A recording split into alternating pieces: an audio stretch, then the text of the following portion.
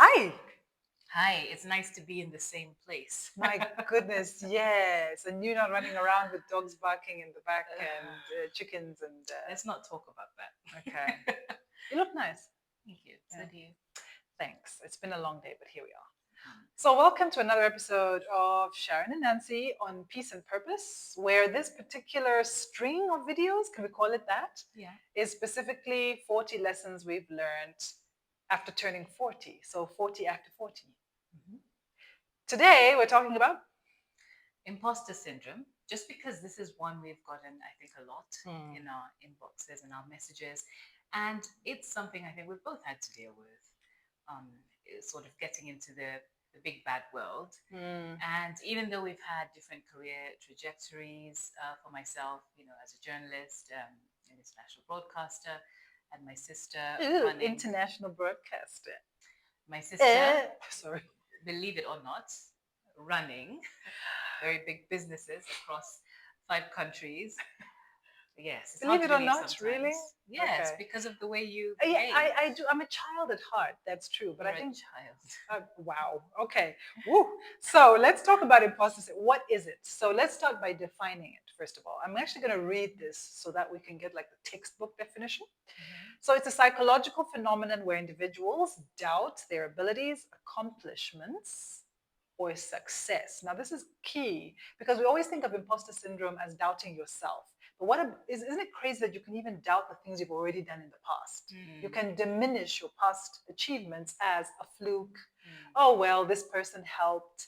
And I've actually, it's just come to me one non obvious way that you know you have imposter syndrome. We'll get to that.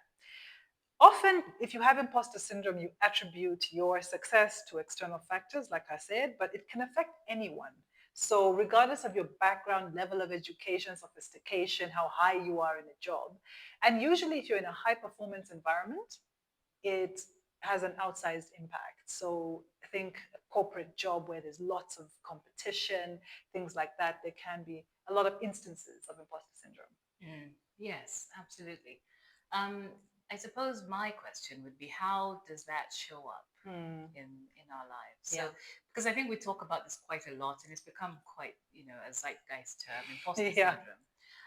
But just, do we actually know what we're talking about when we say that? And Right. what is it? How does it show up? What's the difference, for instance, between imposter syndrome Hmm. and being insecure, Yeah. or just normal nerves that people have at work? Because I Yeah. think sometimes these days we want to put a label Label on on everything, everything. That's true. and make everything a trauma. Uh-huh. Little t, big T, little trauma. And I think it's useful. I think a lot of these definitions, what happens is when you hear yourself being described in something, it can be so liberating because you can feel so seen. And they always say the first thing you need to do with any of these areas in your life that are holding you back is expose them to the light. Just talk about it, first understand it. What I find very interesting is going a level deeper to show the non obvious ways that imposter syndrome can show itself. Mhm. Now, it's key for, I love what you said because it's key to understand that not all of these mean you have imposter syndrome. Sometimes you're just a perfectionist or you have something else that's going on. But it can be helpful to look at yourself and say, do any of these apply to me? And while I was explaining imposter syndrome, one thing about my darling sister Oh dear. that I am now going to say, I think maybe that was a little bit of imposter syndrome going on there, and it's just hit me now, is your inability to celebrate yourself and your successes. So my sister goes from, you know, amazing success with no break in between and no celebration. Like she called me and said, oh, I made the dean's list months after this had happened, almost like a by the way. And I'm just sitting there thinking, you what? That's a huge accomplishment. Do you know how few people make it to the dean's list? So, do you think it's fair to say that if you downplay praise, if you downplay your achievements, if you don't celebrate yourself, that there might be a little imposter syndrome going Mm. on there? Or is that a reach? Hmm. I find labels difficult Yeah, yes. because Yes, it I could know about it you. could be this, it could be that, it could be both, it could be a little of all of it. Yeah. But I think maybe one thing you have said that Mm, resonates and is true yeah. is, I think that I tend to have a pretty stoic mindset, That's true. and you sort of go thinking, okay, well, this went well, but what when about the is next when is the one? shoe gonna drop? or just, yeah, it was okay. But, there were people who got a 4.98 GPA. So, Yeah.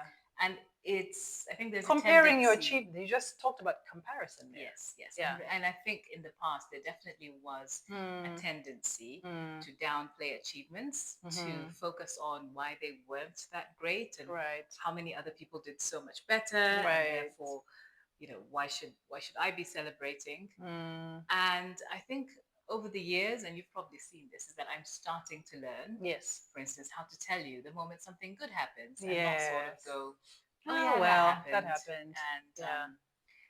so yes, you're right to call me out on that, and I think it's something I've been learning. Yeah. But I wonder how imposter syndrome has shown up for you, because you've always come across as very confident, never a shy wallflower. True. You always come across very bold, very assured. You're Thank you. never afraid to speak up, which are all things I love about you. But I also know you well enough Mm. to know that there probably is, you have experienced this before, Oh, for despite sure. the brave face. Yeah. Yeah. What's it shown up as for you?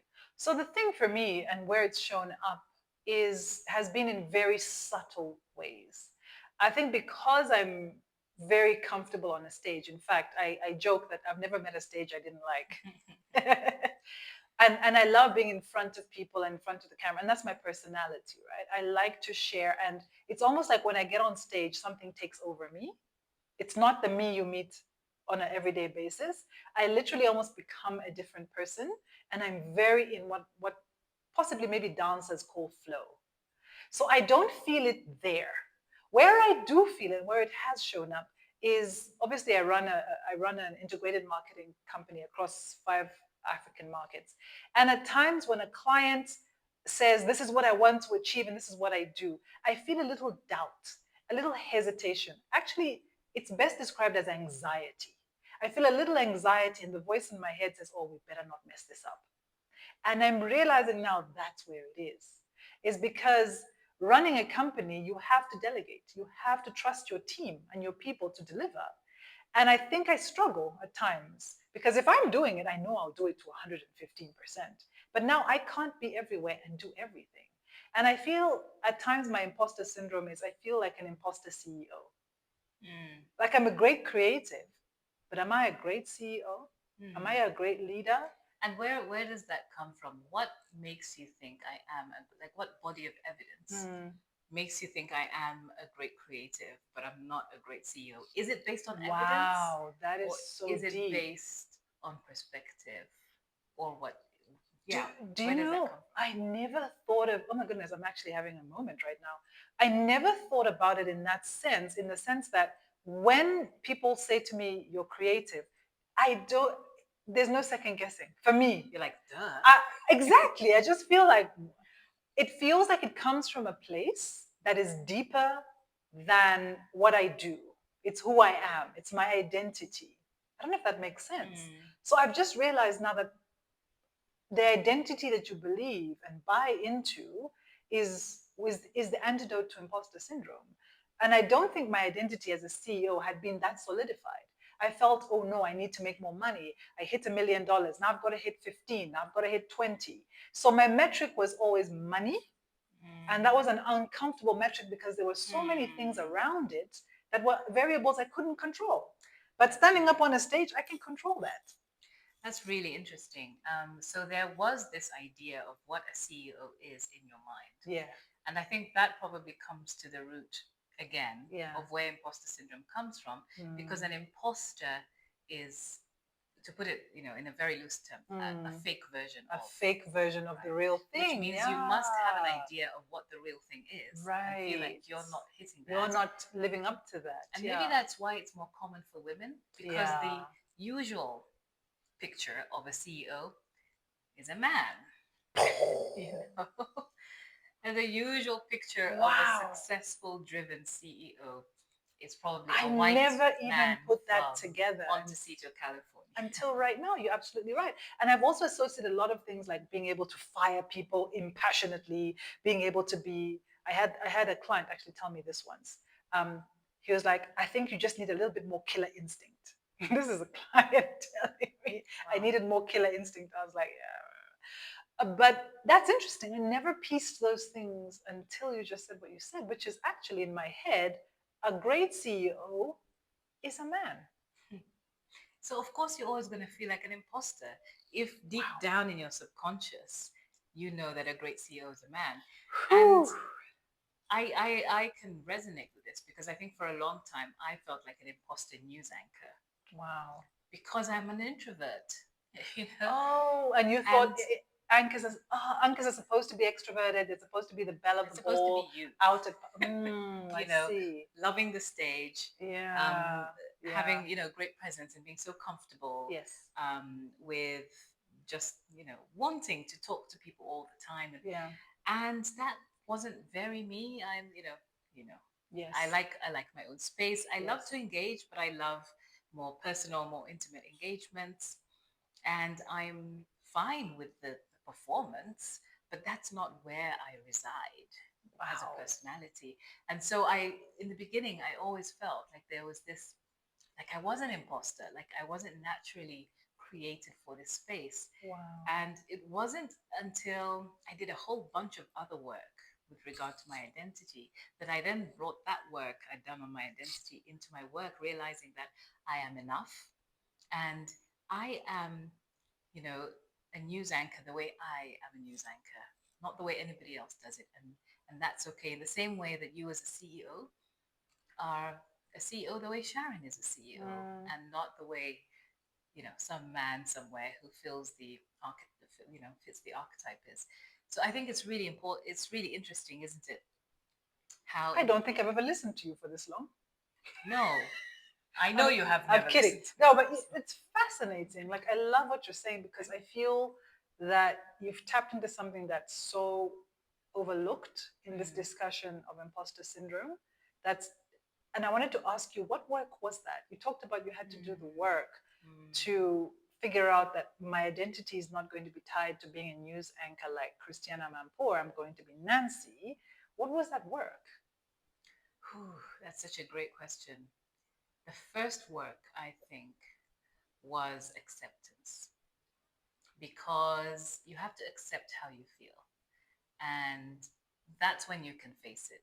You have to accept feelings that are uncomfortable. For instance, envy, jealousy, insecurity. You have to see them. I love the fact that Jesus, when he met people who needed help, he always asked them, "What can I do for you?" Even if it was so obvious, this guy was blind. This guy is. Why are you asking him? It's pretty clear. Duh. But and this is the Gospel of Nancy. So it's. I'm not saying this is is doctrine, Hmm. but I think that one of the reasons for that is you have to be able to look and say, this is my problem, you Mm-hmm. know, Mm-hmm. and then you can get help for it. Because imagine being cured of something you never knew you had. That's a very different experience Yeah.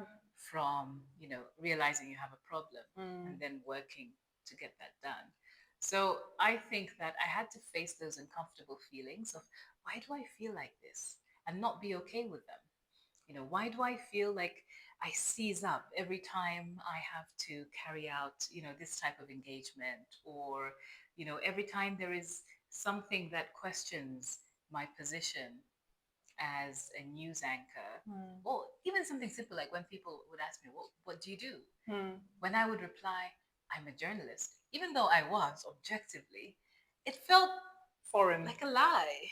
Does that make any It sense? does. I think it's so multi-layered that I'm actually having a bit of a brain melt trying to peel the different layers back as to what you're saying because it's so profound. There is the issue of identity, how you see yourself.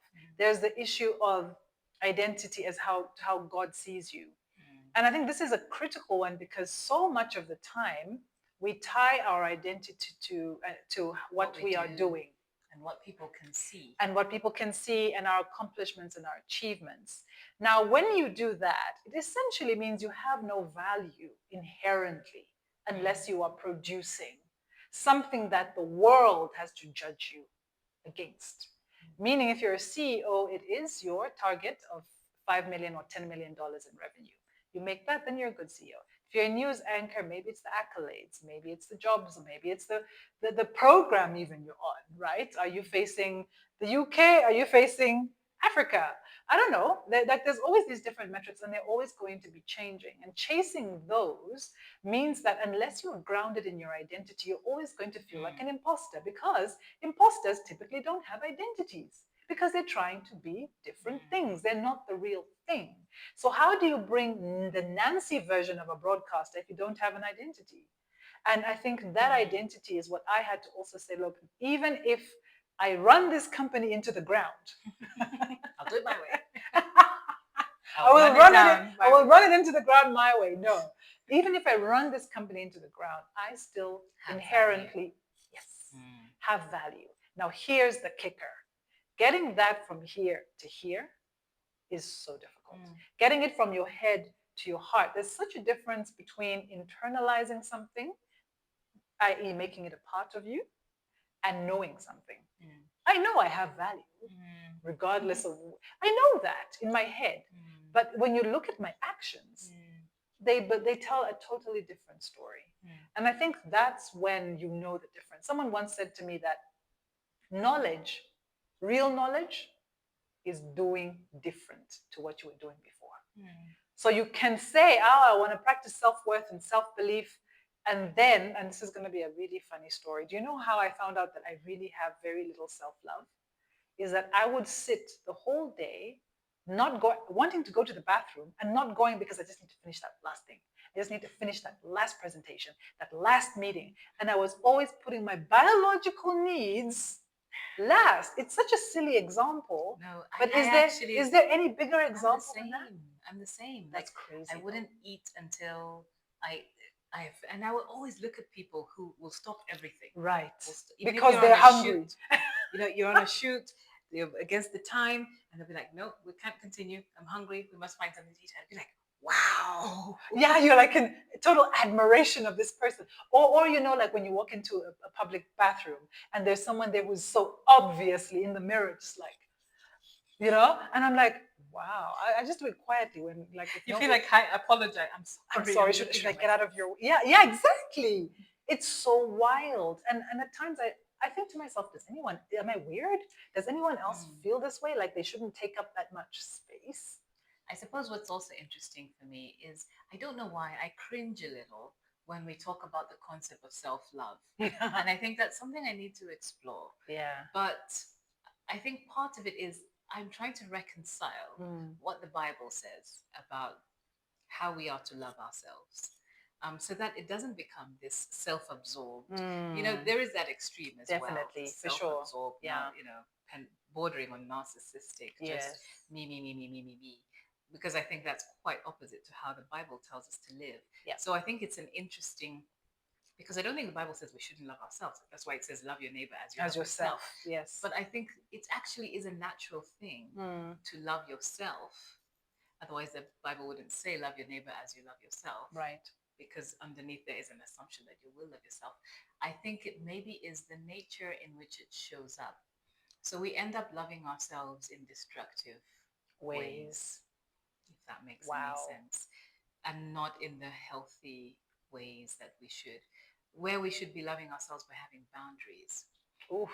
My We goodness. We need to do a whole show about women and boundaries. we end up loving ourselves in ways that are selfish, that we think are helping us but actually are not. And maybe that's one way that shows up.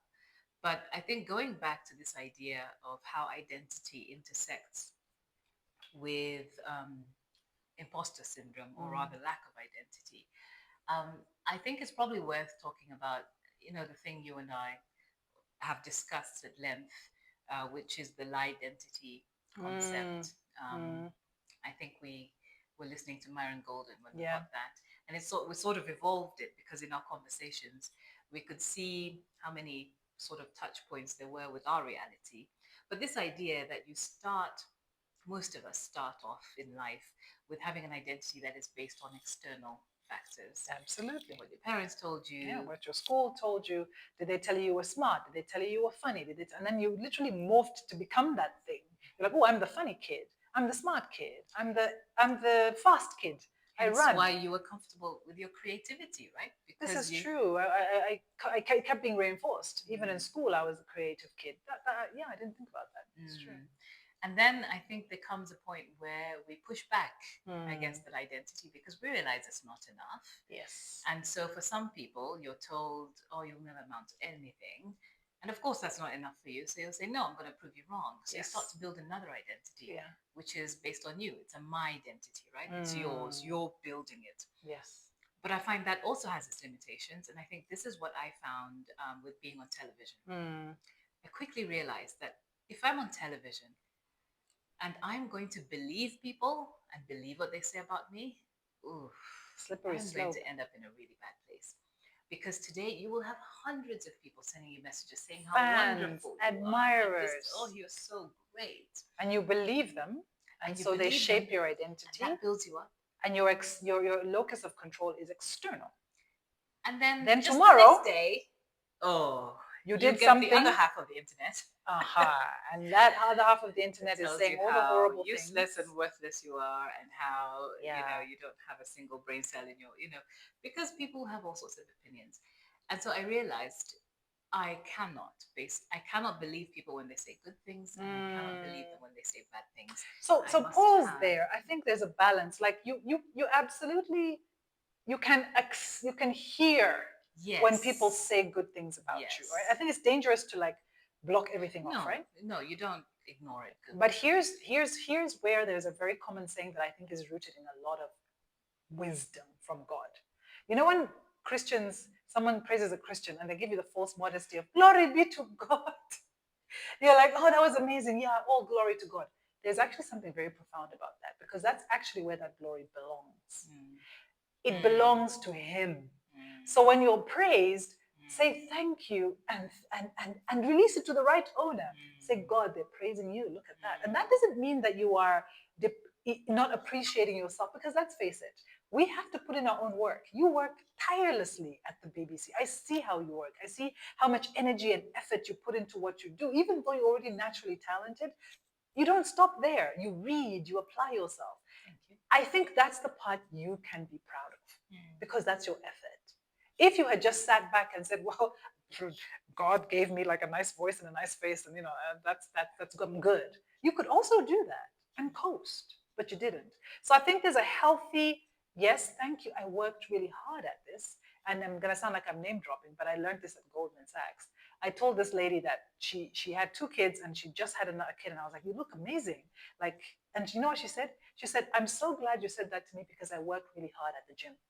And I never forgot the way she said it. She took my praise with such grace, with such acknowledgement, and she gave me back why she was happy with what I said. mm, And I think that's healthy, but then believing it is the problem.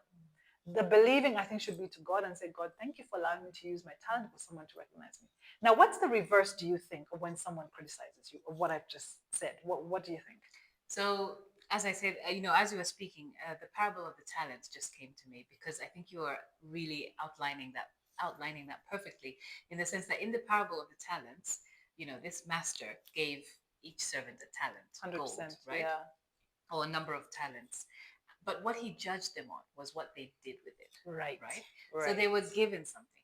So if you go off and brag, oh, I have these gold talents, this is you're missing the point. Right. What God judges is what you have done with what He has given you. But for Mm. you to be bragging about what God has given you doesn't really make sense, Yeah. And in Yeah. the same way, I think this idea of stewardship is what matters. Is how have I stewarded what God has given me, rather than how am I using this to bolster my identity. Yeah. So to your point of how this works in the reverse, Mm-hmm. I think if someone then says something to you Mm. that is, ooh, I don't think this is the career for you. Yeah. Or just the internet trolls with all the Yes. vitriol and they don't know you from Adam and they're Mhm. just hating on you to make themselves feel better about themselves. What's the reverse? Like what do you do with that? I think you do this, you do the same thing with it that you do with the With good the praise. compliments Yeah. because You give it to God. You're like, yo, they just dissed you, bruh. But I mean, it sounds funny, but I guess it's all release, right? It's all Release release. attachment to that being your validation. Mm. Release attachment to that being an indictment. That being your invalidation. Your ooh, Mm. ooh, Ooh. mm. Really, to that being your invalidation. Mm. But going back to the topic at hand, which is imposter syndrome, and you've been watching this long and you're like, okay, what are we talking about imposter syndrome? I still think there's a lot of relevance in this because what we're talking about is identity, and at the heart of imposter syndrome is identity because imposter syndrome is wearing a mask, and impostering, is that a word? It is Imposting, now. and It's not a word. Yes. it's not a word. Okay. And masquerading as a. Masquerading as something that you're truly not. And then this fear of being discovered, Mm. of being, ooh, someone peels the layers back and realizes she's not a real CEO, she's not a real journalist, right? So, in essence, I think it's helpful to know, okay, if I'm feeling imposter syndrome, how do I deal with it? I had a conversation just this morning, actually, with a really good friend of mine. And oddly enough, we were talking about the same thing. And she was like, I want to go and ask for a raise because I feel like I would do a lot of extra work, but I'm really not sure how to do it without coming across aggressive. And I've been quite comfortable with my pay so far. And I could just hear that imposter syndrome. I could just hear, I'm not good enough. I want more money, but how do I ask? And I asked her a very simple question. I said, do you mind? And I learned this from Nancy, by the way. Nancy is, if you ever have an issue and you're not sure what to do, this woman, ah, because If you haven't already seen it, she's the best gasser upper in the yo, world. I can gas you up for days. But really, like what you do that is so incredible is that Nancy never tells you what to do. I don't know where she picked that up, maybe interviewing famous people, but she always asks you questions. And her questions are so good and she listens so well that you eventually come around that corner and you're like, oh, yeah, this is what I need to do. Thank you very much, right? And she does it in a very sneaky way. But so I've learned that from you, right? So I started asking her a couple of questions. And my first question was, what is your intention? Mm. Just that. She's like, and it was so interesting because this is what she said. I need more money because I work me. I was like, oh. Then I said, would you like a paradigm shift? And she kept quiet. She's like, yeah. I said, okay.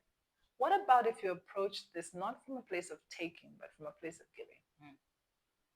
How would that change your language? And if what if that was your intention? You're Mm. truly your intention, not a fake intention, but a real one. Because when you walk into rooms, people can sense your energy. What's this got to do with imposter syndrome? The reason she was feeling like an imposter is because she wasn't in her true power identity. She wasn't in her God identity. Mm. God says, serve, right? What is it? Love God, Love serve God, people. serve people. Love God, Please God, serve please God, people. yes. Mm. Please God, serve people. That's what he says. If you are focused on serving people, you will not feel like an imposter a day in your life. Absolutely. You just won't. Mm. It's not possible. Yeah. Also, there's very little competition when it comes to serving people. but Yes, but yes. what you've said, I think, is so true because I think there are lots of remedies put out there for imposter syndrome. Yeah. Believe in yourself, build yourself up. Yeah. But I think that's what the Bible describes as building your house upon the sand. Sand. Right? Yes. Because that will crumble. So if you say to yourself, yes, no, I can do this because I've got 5 PhDs, I've got this, I've got that. What happens when you meet someone with 6 PhDs? Oh, preach it. All of a sudden you're thinking, oh, okay, well, Maybe my identity isn't up to this task. To this task. Yeah. That's why I think the God identity, understanding that God created each of us yes. as a king in his image, right? In his image, you have a mandate, you have an area in which you serve. That completely changes your perspective. So if you go into something, and this happened to me, I think this shift, because I've been in some really high stakes situations. I remember the first time I was sort of thrown onto the world news. I mean, that's a stage where there's 600 million viewers. If you fail, you're going to fail pretty spectacularly. Oh, yeah. And you feel like, oh, I come from Uganda.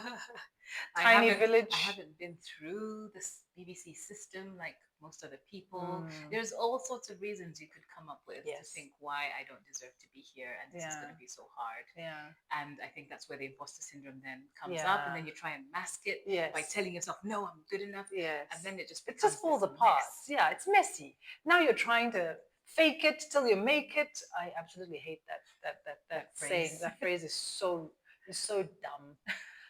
Fake it till you make it. First of all, if you're faking, you're never gonna make it. like just believe at the phase you're in, you can help. I mean, I was talking to someone who really wants to help, right? I'm coaching him and he really wants to give of his gifts and his talent. And he keeps saying there's all these great people. What do I have to offer? And I'm like, but if there's a ladder and let's say Barack Obama is here in terms of what he can inspire about leadership, you're here.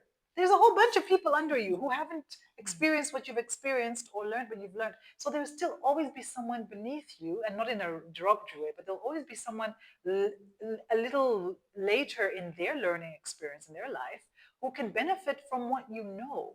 And also, even if 15 people are talking about the same subject, nobody's going to talk about it like you do with your frame of reference and your experiences. So it doesn't matter if there's 1,000 vloggers out there. You have something to say, put it forward. I love how Nancy has two metrics for us on this show, right? Two metrics. She's like, the first, and it is going to blow your mind, is that we show up. And I'm like, that's Whether the there's no metric. power, Whether the, no internet. right? No power, no internet, no lighting, no whatever. You know, we're struggling. We're in different parts of the world, but we felt compelled to do this for a while. So the first is that we show up, and the second is that we pray. Like we put it in His hands, like we give it to Him, because that's the whole point. The whole point is that even if one person watches this and it clicks for them, that actually why I've been feeling like an imposter is linked to my identity. I'm not getting my identity from God, and I am not having the right intention with what I'm doing. I'm thinking about myself, and that frees you and liberates you to go and create amazing things and do great things in the world. I mean, is there any better purpose? And I think that's what changed for me with the nerves of getting up onto stage. Right. Yeah, and I'm here because I was just moderating a big conference. In the past, I would have been, up the previous night, trying to go through, make sure everything's perfect, and Yeah. this anxiety. Yeah. But I think these days, because as you were saying, my locus has shifted and it's about service. I go into things thinking, how can I serve? It's beautiful. How can I, be of service to this conference, to these people, to this audience? Yeah. It completely frees you of that need to look smart, to get people to think you're amazing, to have it completely frees you of that because you're going in with such a different intention. 100%. And I feel like God really, he shows through in the sense that he can then use you because you're making yourself available 100%. in whatever way he wants to use you, and it's such a liberating thing. But I think one of the other things you were talking about that I feel is worth repeating is this idea that, actually, can you just remind me, because you said something and now it's gone, but What did I say? I say a lot of things. but there was something you said about it will come back to me. Yeah. But I think there's this idea of where your identity comes from, right? And if you go into something thinking, I am here to serve, to fulfill the mandate that God has given me. Created, yes. Yes, What a relief. Like it just takes away all the pressure. Like it's not all eyes on me. And even when it doesn't go as intended, which a lot of times, that's how we learn, right? You can totally rephrase it and say, well, what can I learn from this experience? What does God want to teach me? Do I need to do this better or that? And you don't take it to heart. One of the things that has freed me immensely is when Nancy is always telling me, like, well, I don't know, maybe God wants to be ashamed. That's his business. Like, I'm just going to show up and I'm going to pray. Like, if this doesn't work, sorry, big guy, like, what are you doing? And I think even that, and you gave me an analogy once of a jar, of you trying to open this jar. This jar is stuck, it's hard. You really want to get the contents, but it's not opening. And she's like, well, God is like, can I open it for you? Could I help? Right? And at times you just got to give the jar to him and be like, yeah, please, just help. Yeah. I think that principle for me is so powerful that we control the effort, not the outcome. Right? Like that's what you do. And that's the parable of the talents. Yeah. God is looking at the effort. I love that. Because the one who had 2 when he came back, the one who had 5, the one who had 10, they were all rewarded.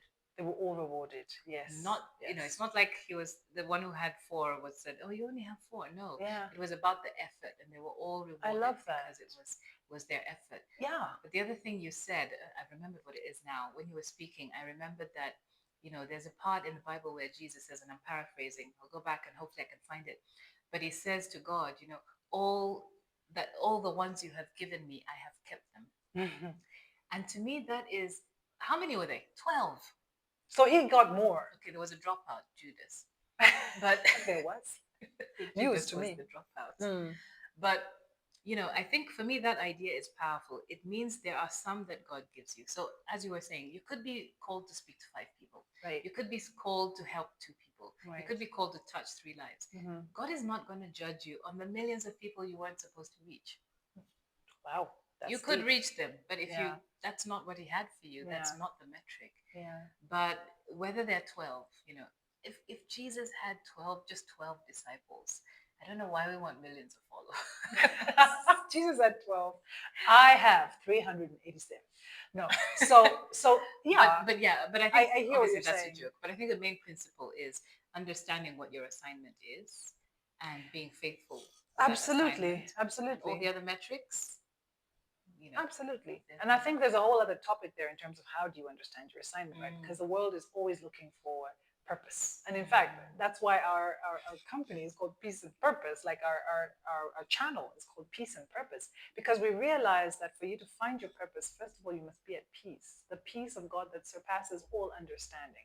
That actually He is in charge. There is an order, your steps are ordered. All those things are so important because if you are panicking about, oh, I'm 37, I'm not married, my life is not making sense. By now, I should have had a house. By now, I should have all these shoulds.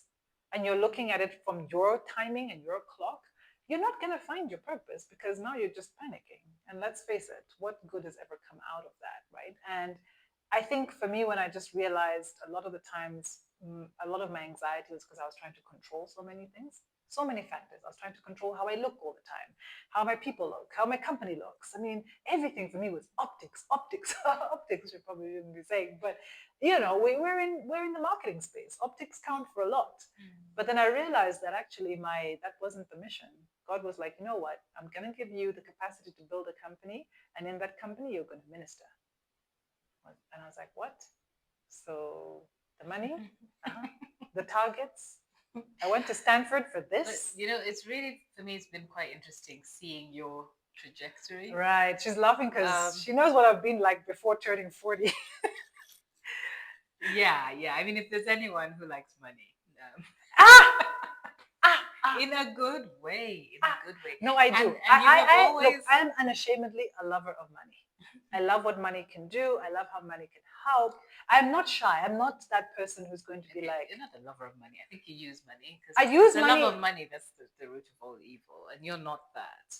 No, yeah, that's Yeah. not true. But I'm not shy about like, I like money, and I'm not that person who's like, money is evil, money is of the devil. Yeah, No, I 'cause don't. I don't have it's those not. It's just hang-ups. a tool. No, Can but we edit this part out? no, it's staying in. But I think no, no. I think what I was trying to say is what's interesting because I think sometimes we flip the other way and we go like, Yeah, oh, money is terrible. yeah, But true. actually, that's not that's not what the Bible says. It doesn't say 100%. money is evil. It says the The love of love of money money is is the evil, root. and it's the Yeah. roots. That's where a lot of evil comes from. But I think what's been interesting for me, and one thing I really value, is just your ability to learn Oh, and your thank you. transparency because you're very, yeah, I feel like you don't necessarily care what, how something is You going to know, look. there's an insult coming somewhere. There isn't. There isn't. Okay, you're basically saying I have a little filter. No, but I get it. I get it. I'm pretty open. Like once I get into a space, I don't have qualms sort of being myself Mm, and putting it all out there. But I think I've learned so much from this discussion, which is just blowing my mind. Like just hearing you talk about imposter syndrome. same. I've Same. also realized that there's spaces I probably have imposter syndrome and didn't know it. And that's very unsettling. But here we are. So if you're thinking to yourself, what are some of the ways in which it's showing up? If you're struggling to speak up, right? You have good ideas, but you don't voice those ideas. If you have a hard time taking praise, and because you feel like, oh, I haven't earned it, right? If you're not celebrating your accomplishments and achievements, there are some non-obvious ways in which you might be very, like me, maybe be very outgoing, very aggressive, and no one would look at you and say you have imposter syndrome. But there are areas in your life where you're being held back. Those could be some of the things you want to think about and think about how that ties into what we talked about in terms of identity. Is it a lie identity? Is it a me identity? Or is it a God Identity. identity? Because Absolutely. you want it to be a God identity. And I think that's the enduring truth here, is that when your identity is based on God, you are unshakable. It Boom. doesn't matter what happens, what people say to you, Yeah. whether it's good today, bad tomorrow. Tomorrow. I mean, I think about the kind of things Jesus had to endure, or Sure. really anyone in the Bible who did anything great. The voices, the attacks, the circumstances, so many things will tell you something about your identity that is not true. Mm, They will say that it's past your time. mm. Oh, you just don't have the ability Yeah. to do Yeah. this. You're too old. You're You're too too old. young. You're too young. You're You're too too ugly. You're too broke. fat. You're You're too born in the tall. wrong place. There's all these things that will come and try to inform your identity. Yeah. But if your identity is based on what God says about you, that is unchangeable. Unshakable. It's unshakable. And I think it's the only path we recommend in Yeah, terms of getting absolutely. over imposter syndrome. Yeah, yeah. Give it to God. Okay, now we're gonna segue out with a shimmy. Ready? No, that's your thing. Come on. Count me out. We'll see you Thank you next. for watching. We'll see you next time. Please don't forget to share with anyone who needs to hear this. Like and subscribe because that helps us reach more people. And we've been promising this forever, but obviously we would love to share ways in which you can get in touch with us, so we can put you on a list of people we'd love to share this little PDF that we're coming up with that has all these lessons that we've learned, packaged in a much more cohesive way than today went, for obvious reasons. But remember, we only have two metrics. Did we show up and did we pray? So, bear with us. We're winning. All right, have a great evening and See you next time. we'll see you next time.